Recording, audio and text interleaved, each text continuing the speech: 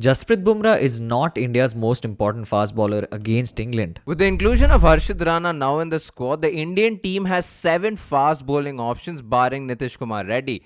But it is very important to get the combination right, especially because you're playing in England, which is almost a favourite conditions for the fast bowlers. Now, before we talk about the fast bowlers themselves, the combination and what works and doesn't work for each of them, hit that subscribe button. A couple of things to keep in mind when India does tour England is the fact that these conditions are privy to fast bowling. In particular, the conditions in England are conducive to swing bowling, and off late there has also been a lot of chatter around different kinds of deliveries that fast bowlers have developed. There are three main reasons why swing bowling is evident in England. The first of these being the pitch itself and the conditions in play, and this is because England conditions are usually overcast instead of the sun beating down on a regular basis. This means that there's always some amount of moisture content in the atmosphere itself, and this is what creates the air pressure differences between the two surfaces of the ball, which in turn aids swing bowling. The other reason, and something that people tend to overlook, is the outfields itself. Most of these outfields have lush green grass, and this in turn helps kind of maintain the surface of the ball and ensure that it remains shiny and smooth. And the third point, and probably the biggest reason for why the swing is so consistent in England, is the Duke's ball itself. Here's a ball that I've taken from a club cricket match that happened in England, where the batter scored a lot of runs and this ball is 50 overs old.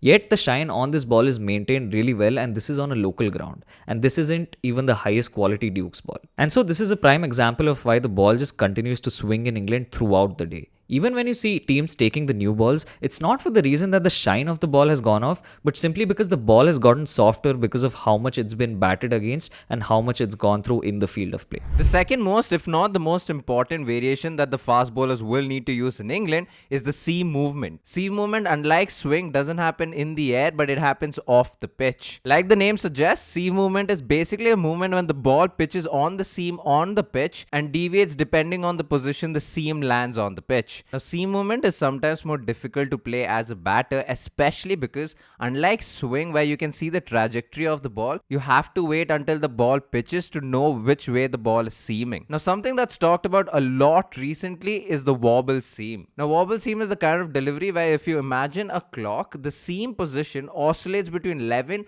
and 1 o'clock on a continuous basis before the ball lands on the pitch. Now, this is difficult to play because a lot of bowlers who have specialized the wobble seam, they themselves don't know where the ball is going to go because of the nature of the wobble, which means it becomes a lot more difficult for the batter to know where the ball is going. Now, this is an essential tool because there are situations in a test match where the ball doesn't swing as much, or even if it does swing, it doesn't seem lethal because the ball is getting very old. And this is where the wobble seam and seam movement off the pitch might just help. And this is where we have an expert coming in talking about how the wobble seam has become important in English conditions. Teams used to always pick their best swing bowler before they came to England, right? Chances are, if he's a swing bowler, he's not going to be as good a swing bowler as the swing bowlers in England who have better records than him, right? Like of this, there's about 5 of them left because they all bowl wobble ball now, but there's a couple left that still bowl it. So again, you're going up against England with something that they're pretty used to that doesn't seem to work as well as it does in England anymore anyway. But England don't bowl swing anymore, they bowl wobble ball. I think we assume that Bumrah, Siraj and probably Prasidh Krishna are going to be the first 3 bowlers picked, right? Bumrah can swing the ball around if he has to. Siraj is more of a seam bowler, but certainly can hold the seam up when he needs to.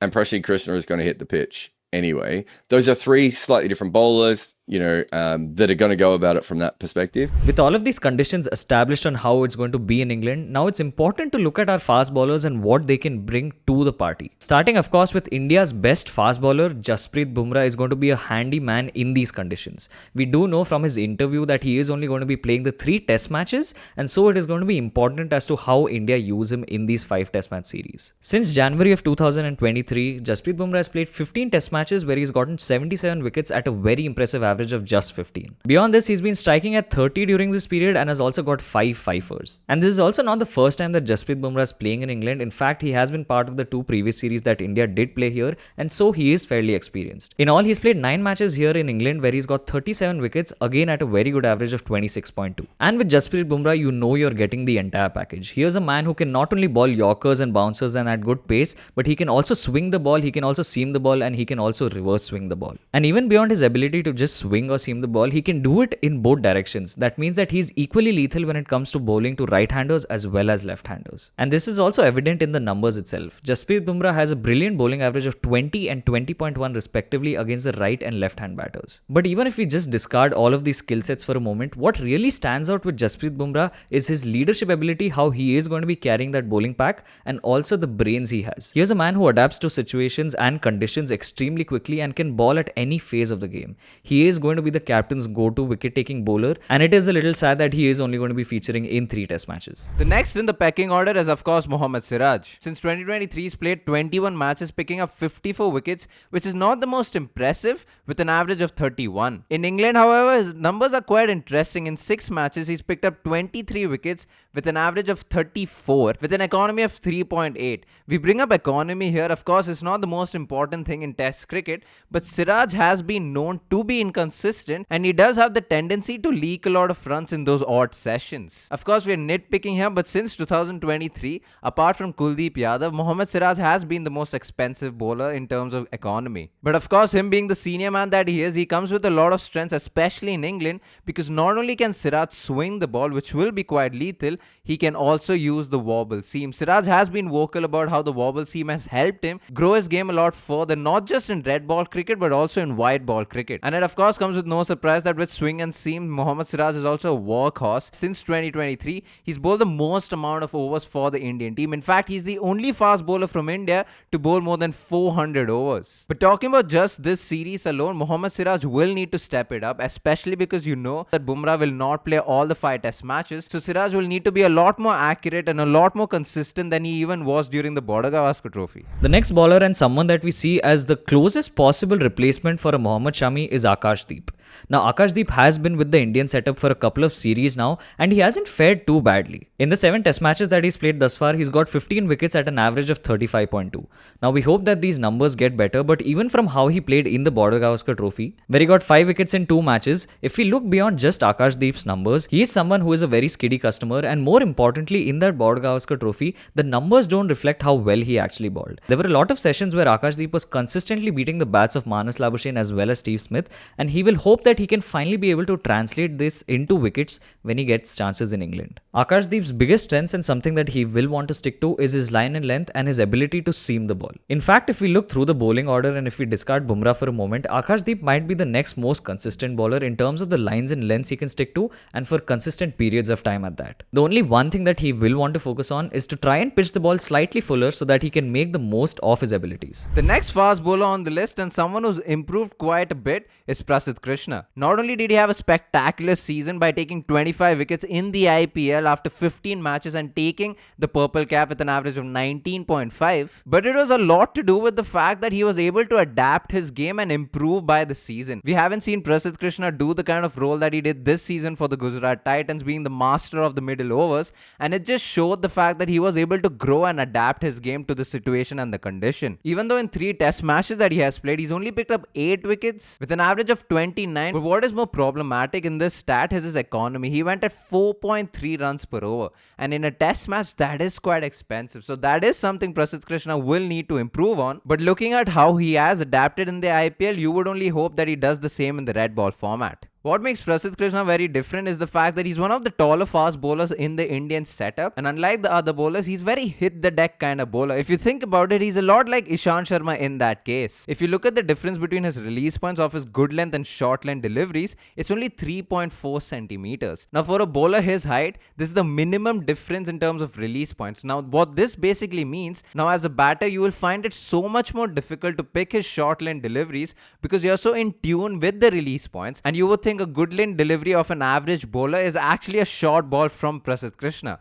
and because of his height and skiddy nature, the short ball climbs up a lot more towards a batter than he normally would expect. And this is exactly why Prasidh Krishna will be important, because on pitches like in England, and especially when you want variety in your bowling attack, you would then have Prasidh Krishna in there to extract that bounce and pace. Next up on the list, and someone that a lot of people have been raving about to get him into the test squad, and that's finally happened, is Arshdeep Singh. Now with Arshdeep Singh, the first thing that stands out immediately is that here's a man who is a left arm pacer, and India's always had a love for left arm pacers. However, the only thing going for Arshdeep Singh is the fact that he swings the ball. He's not even someone who balls at express pace, and so for him to be able to take wickets in England and to be consistent, it is going to be important for him to be accurate with his lines and lengths. If we look at Arshdeep Singh's first class record, he's played 21 matches where he's got 66 wickets at a decent average of 30. What's more important to note is that Arshdeep also had a county stint with Kent, but he did not fare extremely well there. In the 5 matches that he did play there, he got 13 wickets but at an average of 41.7. Although these numbers don't seem very promising and are a small sample size, the fact that Arshdeep does have this county experience might hold him in good stead.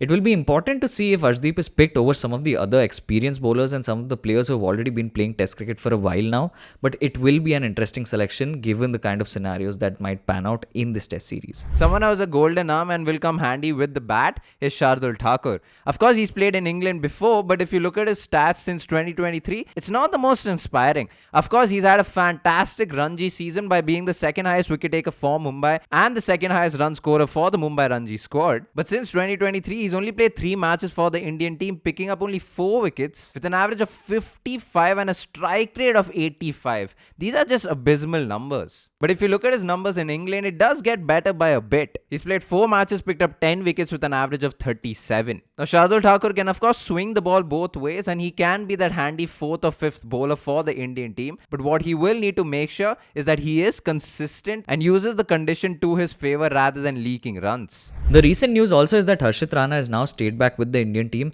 and if need be, then he might be one of the pacers who might feature in the 11. Of course, this seems a little far-fetched because of the pecking order and because of how far behind he is in this pecking order. But if we were to go through what Harshit Rana has done, even in the one tour game that he played against the England Lions, Harshit Rana was bit all over the place.